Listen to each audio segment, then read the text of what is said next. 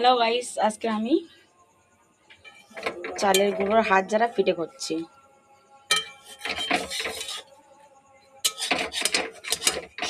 মুরগির মাংস দিয়ে দেশি মুরগি দিয়ে খাওয়া হবে।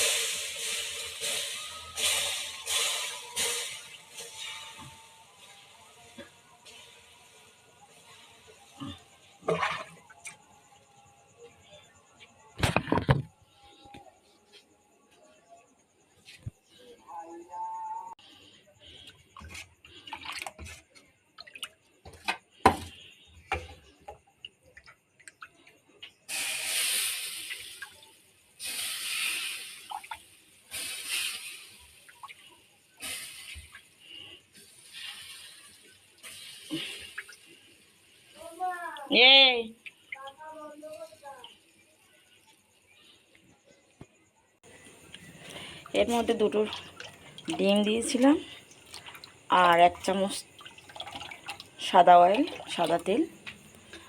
আর এর মধ্যে কড়াতে তেল লাগাতে হবেও না, কারণ এতেই তেল ডিম দিচ্ছি একসাথে ফেটে নিয়ে আপনি শুধু কড়াই দিয়ে দিতে পারেন। কলার ডাঁটাও লাগবে না, বেগুনের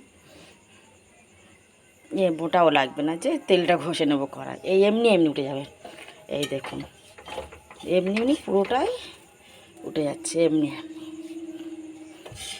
দেখতে পাচ্ছেন।